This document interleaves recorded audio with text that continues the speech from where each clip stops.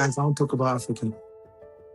Yeah. And why, or how they've got the youngest population ever.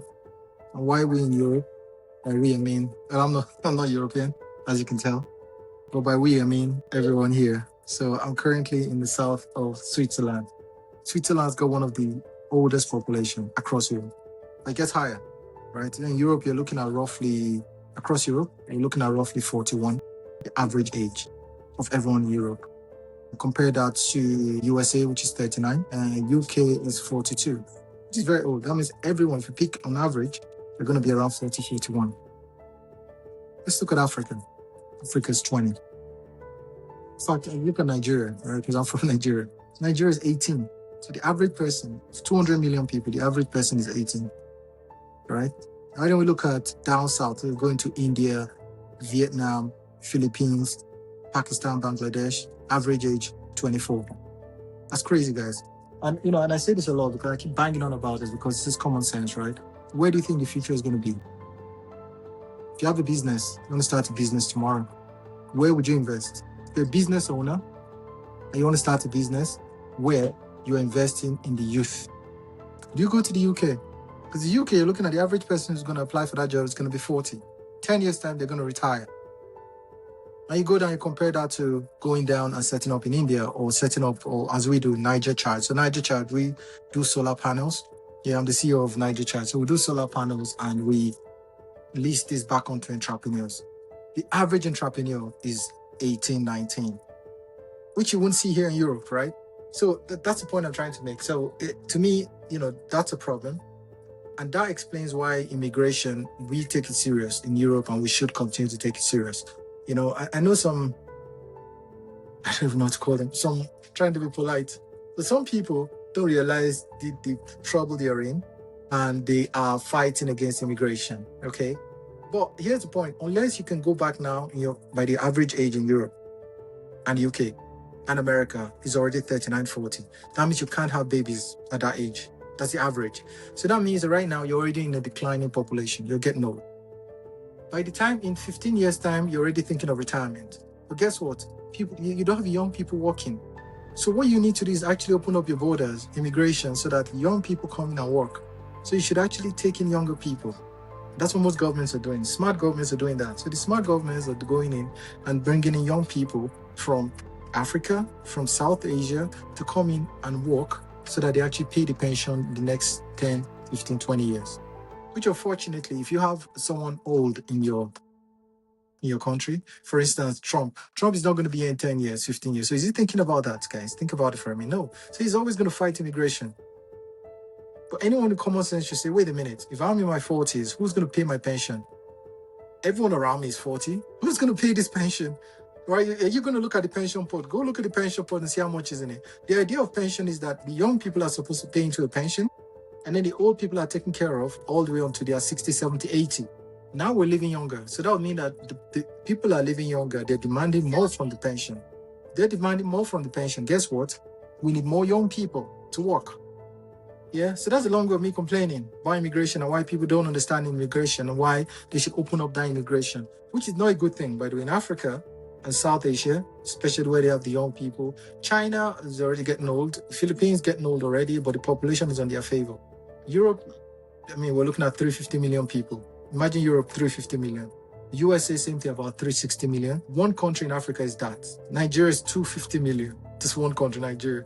Go down south, to like South Africa is a lot higher. Very young population. So that's the long way of me complaining, okay? And I hope people use their common sense to think about it, to say, oh, hey, I'm going out to protest and I don't want foreigners. For my kids. In fact, most people protesting don't even have kids. So in their 60s, they're going to be waiting on a pension that is already dwindling. Yeah? So please be smart, guys. Be smart. Know that people who are asking you to fight about this pension already, they've got their pension sorted. Most of these guys that are fighting you and telling you to fight foreigners already have their pensions abroad. They have their pensions in, set up. Trump has his pension and all his children's pensions sorted. Yeah, same thing with Elon Musk. Elon Musk has, he owns Tesla. He's in perpetuity. So even though it's a publicly listed company, he still owns, he has a controlling share. Not him, he and his family and his children's children. So when he tells you about pension, he's sorted. Yeah, that's the problem. He's sorted and he doesn't care.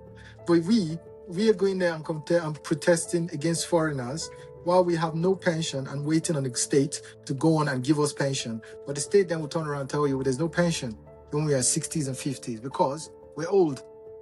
Because at that point, 60% of the population will already be above 40s and 50s, right? You know, I said on LinkedIn the other day, people go not angry, but they were supportive. But I got some weird comments where people saying, you know, oh, should I go give birth now? No, you can't go give birth now. I'm sorry, it's too late. You're 42, 43. You can't give birth. No one's talking about that. What we're talking about now is how do you prepare for your generation? How do you prepare for your pension? Because, yeah, it's true. You're in your 40s. You can't go have a baby now. Yeah, and unfortunately, the way we grew up, I'm in my 40s, so I'm in that age bracket as well. The way we grew up, we're told about being careful with kids. We're told not to have kids, yeah, and be careful. And in fact, my age, I can tell you, most people have 1, 2 kids, if not 0, because they focus on their careers. They focus on making money, and then you make money, and then suddenly, guess what? Before you know, you're in your 50s. You have a dog. The dog is not going to take care of you. Yeah, you have a cat. The cat is not going to take care of you. So what you need to do is start looking into how to get people in that can take care of you. That's where immigration comes in. Unfortunately, I'm on the other side of this, by the way. So I'm saying all this just to appease and talk about why pension is important, why immigration is important on this side. Well, NaijaCharge, we actually focus on the other side. We focus on Africa and South Asia and actually making those youth important there because there's a brain drain going on. So the brain drain is basically where the young, talented people want to head to Europe and the USA. And they're doing that now in mass, right?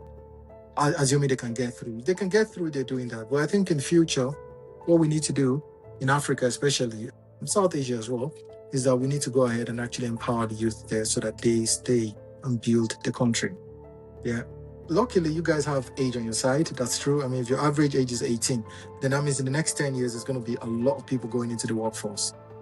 Can the economy handle that? I don't think so, right? So the strategy is simple. What you do is you try and make sure you increase the amount of jobs, try and make sure you include, so what we have solar channels, right? Solar charging unit allows you to sell electricity back into the grid, sell data, because the future is data. I mean, you're not going to go all the way to space to drop your data, no matter what Elon Musk is saying. It's not possible. It's too expensive. In 10 years' time, those rockets are going to be falling on satellites. It's nothing. So what you need to do then is actually go ahead and have, solar panels across land where you can, or across communities, where communities can actually tap into the solar panels, into the electricity, into the data consumption, even though it's decentralized. Decentralized data on land is better than the sky. It's training out there. So there you go. So I think the idea, if you ask me, right, is the fact that the greatest power in Africa is very strong on this. The future of Africa is not infrastructure. Is not running abroad, which is the case. And most people want to run abroad and run to Europe and the USA. The future is actually the youth, which you already have, and how you empower those youth to actually go ahead and do something within the country, I think is important. For us in Europe, where we're dying, we're getting old. And for us, our future is to actually invest in the youth in Africa and Asia. We want to invest in them. Okay, if it comes to, even if you don't want them to steal your jobs, right? What you can do is you can go ahead and actually invest in them, borrow money, and actually invest in Africa, because that's where the future is going. Yeah. If you had 100,000 to invest, by the way, clearly come to us, right? NaijaCharge, we'll help you out there. But if you have 100,000 to invest, you have two choices. You can go invest 100,000 in business here. You're in your 40s, so in 10 years' time, you can barely handle that business. Or you hire someone. The average person who's going to come apply for that job is in his 40s in Europe, USA. So what are you looking at? You have to go into Africa. With 100K in Africa or in India or Asia or Philippines, you know what you're going to do with that? A lot. So there you go. I'm going to stop there for now. I don't want to rant too much, okay? But it's just another point, right, where I want to go through the future, where things are going, where we see things going across the world, and why we just have to step back to what we read in the paper, to look at ourselves, to look at our communities, to say, okay, in this community, how many people are in their 40s? A lot. How many young people are here? Now, in exactly generation before us, how many young people were there? There was a lot more young people. Now there's not enough. So what are you going to do? Are you going to fight immigration, or are you going to try and bring very clever people from other parts of the world to help? Encourage them, teach them your ways, which is good. When people come in and talk about immigration and say, hey, they're not, they are taking the jobs, but they're not following our religion and our practices. Whose fault is that? Like, whose fault is that? Think about it, right? So I know we're talking about, again, I hate talking about immigration because it's hard to tell. But from a factual point of view, if you go to Switzerland, which I'm in Switzerland, if you go to Switzerland, when you move into Switzerland, you adopt their ways. You have to speak their language. My language is horrible, so I'm from Nigeria, clearly. So we were colonized by the English, so I actually barely speak French. I moved to Switzerland because I thought I'll get away with French. I just about learn it, and I'm in trouble. Like, I can't get a long-term permit unless I speak French or German fluently. That's the law. And there is no queues, there's no waiting, so they don't have to put you into a hotel. You go in, you get processed immediately. You join the community. That's what it used to be. This, look around, this is a community, right? That's a community, right? What does that mean? It's a community of people. So when you come in, you join the community. Not saying you have to eat exactly what they eat, you have to pray exactly what they do. No, but you join the community, you join and you promote and you add to it. And most people who come to the country want to add to it. They don't want to go in and sit in a corner, but if they do, then it's up to you to incorporate them into the society. Okay? How you do it, I think, is important. I'll leave that on to you. But that's it for now. Have a good one. And like I said, I think the future is already here. It's in Africa.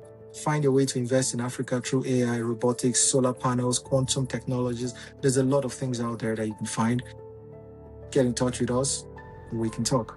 All the best.